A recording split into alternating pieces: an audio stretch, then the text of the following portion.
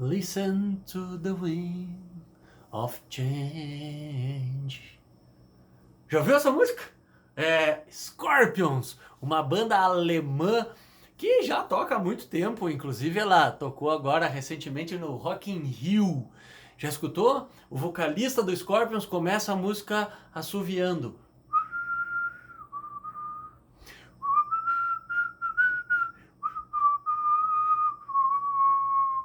Wind of Change, o vento da mudança, é essa música aí do Scorpions. Mas o que essa música tem a ver com esse vídeo? Eu cantando, eu assoviando é a coisa mais horrível que tu pode imaginar em relação à arte, né? Mas o vento da mudança é uma música que os Scorpions vão fazer logo no começo dos anos 90, em homenagem ao quê? A queda do Muro de Berlim. E aí, tu sabe o que foi o Muro de Berlim? O Muro de Berlim ele é construído em 1961 e ele fica em pé durante 28 anos.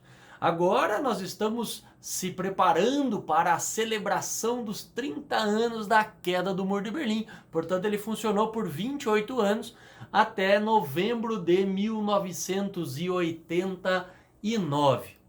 Nesse período todo de funcionamento do famoso Muro da Vergonha, esse muro, né, acabou simbolizando a Guerra Fria.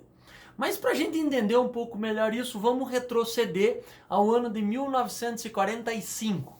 1945, tu vai imaginar a Alemanha sendo invadida de um lado, o lado do leste europeu, pelas tropas soviéticas, pelas tropas comunistas da União Soviética. E pelo outro lado, né, pelo lado oeste, né, pelo lado do Oceano Atlântico, vamos dizer assim, a Alemanha está sendo invadida pela Inglaterra, pelos Estados Unidos, tropas canadenses, tropas francesas. E essa formação da invasão, que de um lado tem a União Soviética e de outro tem as tropas aliadas, é fundamental para te entender o que foi o Muro de Berlim. O Muro de Berlim ele começou a ser projetado logo no momento que termina a Segunda Guerra Mundial. Não o muro ali, tijolinho, tijolinho, erguer tijolo, fazer viga, construção. Não necessariamente isso que eu quero que tu entenda. Mas a percepção da divisão começou quando ocorreu uma conferência, a Conferência de Potsdam, em 1945. Potsdam é um bairro de Berlim. Essas conferências de paz, que temos a Conferência do Cairo, a Conferência de Yalta, a Conferência de Teherã, depois a Conferência de São Francisco, que dá origem à ONU, eram conferências de paz em que os principais líderes mundiais, nesse caso os que estavam vencendo a guerra, e os mais poderosos, a União Soviética, os Estados Unidos e a Grã-Bretanha, se reuniam para decidir o que iriam fazer a partir daquele momento. E uma das decisões que eles tomaram nessa conferência de Potsdam foi dividir a Alemanha em áreas de influência para a reconstrução. Foram 4 áreas, acompanha comigo. Uma área para os Estados Unidos, uma área para a Inglaterra, uma área para a França, vizinha da Alemanha, e outra parte para a União Soviética. Claro que tu vai raciocinar o seguinte, esses 3 primeiros aqui são países capitalistas, que já se tinham como amigos quando a guerra vai chegando ao fim. E do outro lado, nós temos a União Soviética. O que vai nos fazer o raciocínio de que, na verdade, são 2 áreas de influência, apesar de cada país poder administrar isso da maneira que bem entendesse. Mas como são 2 sistemas econômicos, acabam se tornando 2 áreas.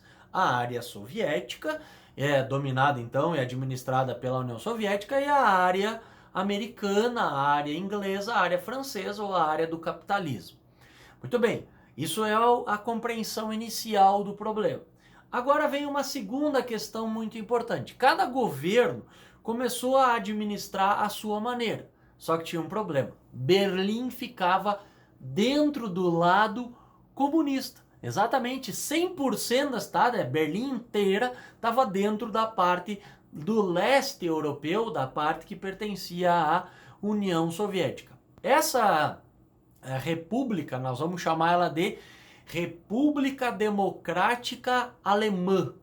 Então essa República Democrática é a República Comunista. E a República Federal da Alemanha é a parte ocidental, é a parte capitalista. Pois bem, Berlim ficava dentro da RDA, da República Democrática Alemã, ou seja, do lado comunista. Então há muitas histórias, mas uma que tem muito testemunho e muita prova é que os americanos no final da guerra começaram a bombardear a cidade de Berlim, mas veja bem, não era de bombas, com panfletos, junto com medicamentos, com alimentos, com roupas. Haja vista que estava se vivendo um período aí de fim de guerra, então as pessoas estão passando necessidades. Berlim foi bombardeada, foi absolutamente destruída por bombas aí, bombas. Então os americanos vão se aproximar da população, criando um certo temor nos berlinenses. Qual era o temor? Que eles estariam substituindo um ditador por outro, Hitler por Stalin, e isto seria um problema.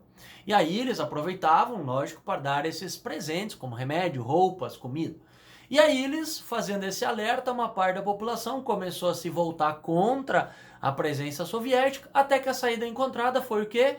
Também dividir a cidade de Berlim.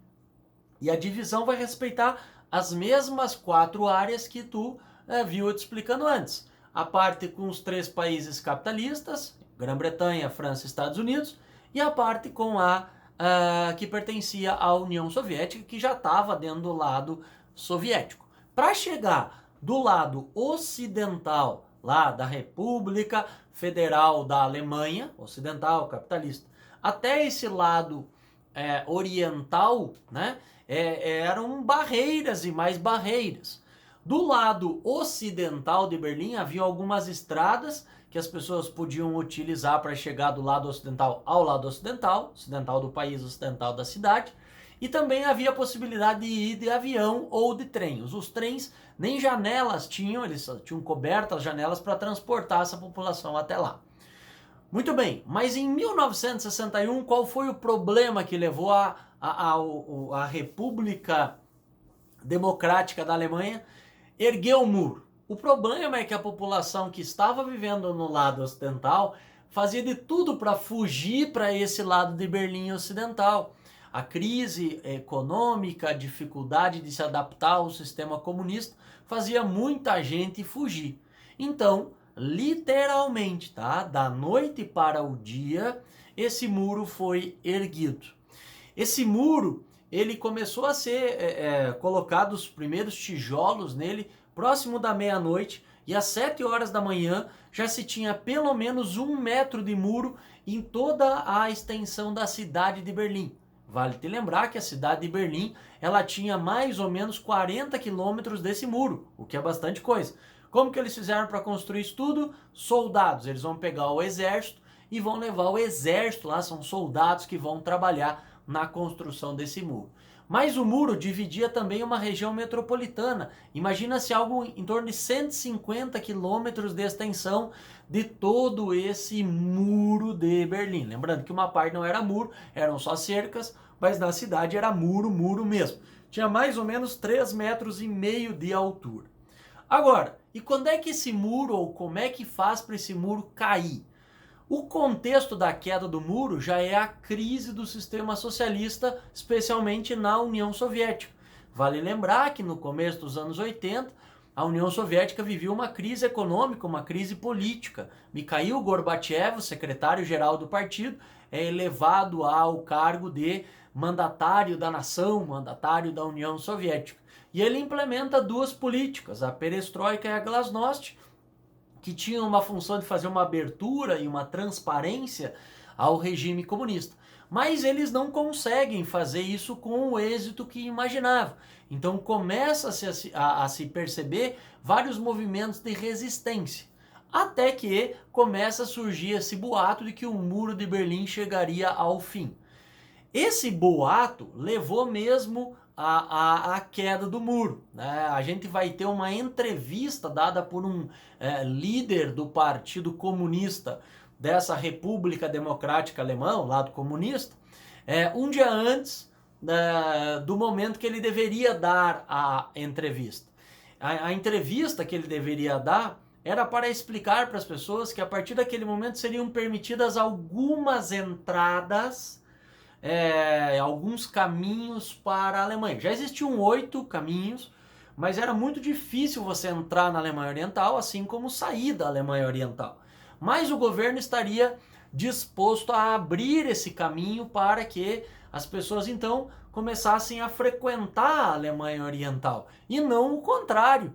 Mas a entrevista que ele deu foi mal interpretada, as palavras dele também não foram muito bem esclarecedoras, e aí ouviu-se boatos, as pessoas mesmo começaram a comentar de que era o fim do muro. Então, uma multidão vai se aproximar do muro, começando a gritar palavras de ordem, os soldados mesmo vão ficar sem saber o que fazer, porque eles não tinham recebido a ordem para abrir a fronteira ou não, estavam meio sem saber o que fazer, mas a multidão foi ganhando força do lado oriental e ouviu-se os gritos do lado ocidental. E aí também milhares de pessoas foram para o muro, e esse muro acabou então ficando como uma espécie de sanduíche entre uma multidão de um lado e uma multidão do outro, até que alguns malucos subiram em cima do muro, até que alguns malucos buscaram lá um martelo, uma picareta, e começaram a quebrar o muro.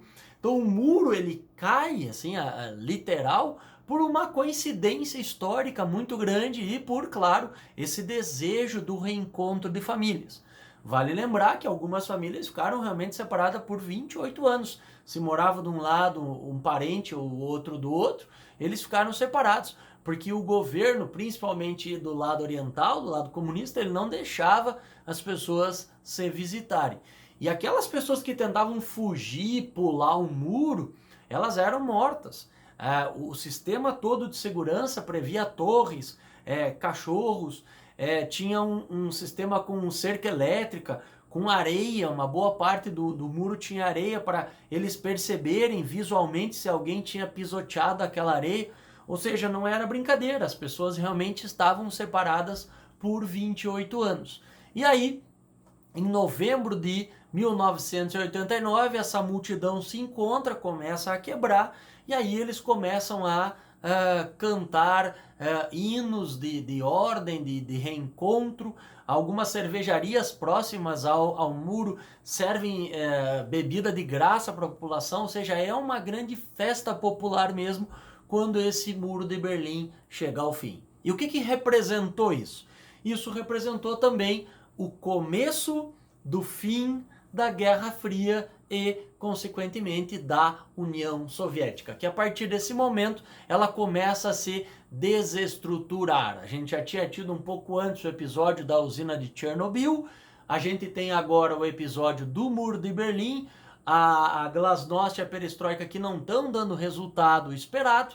Então, em 1991, a União Soviética chega ao fim com a ascendência de um político chamado Boris Yeltsin, que agora vai ser o presidente da Rússia e não mais o presidente da União Soviética. Mas isso é papo para um outro vídeo. Espero que tenha gostado. Se ficou com alguma dúvida, deixa aí nos comentários que eu respondo depois, com calma. Valeu, muito obrigado aí pelo carinho, pela audiência de todos. Um grande abraço.